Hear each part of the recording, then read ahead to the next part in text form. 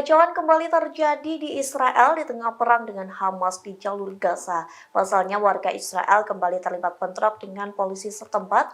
Aksi anarkis itu terjadi saat warga Israel melakukan demo menuntut Perdana Menteri Benjamin Netanyahu lengser dari jabatannya.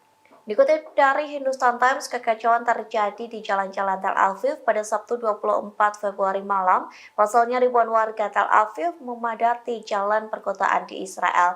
Mereka melakukan demo secara besar-besaran dan menyerukan kembalinya sandera di Gaza. Tak hanya itu, warga Israel pun murka terhadap Perdana Menteri Benjamin Netanyahu lantaran memperburuk kondisi perang dengan militan Palestina.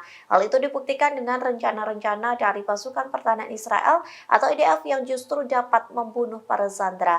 Saat demo dilakukan, terjadi bentrok sengit antara ribuan warga dan polisi. Pasalnya polisi menggunakan meriam air untuk meredakan amarah warga Israel.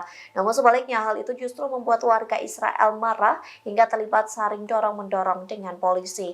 Dilaporkan bentrok paling sengit terjadi di seberang pangkalan militer Kiryat, markas besar lembaga pertahanan Israel. Download Tribun X sekarang, menghadirkan lokal menjadi Indonesia.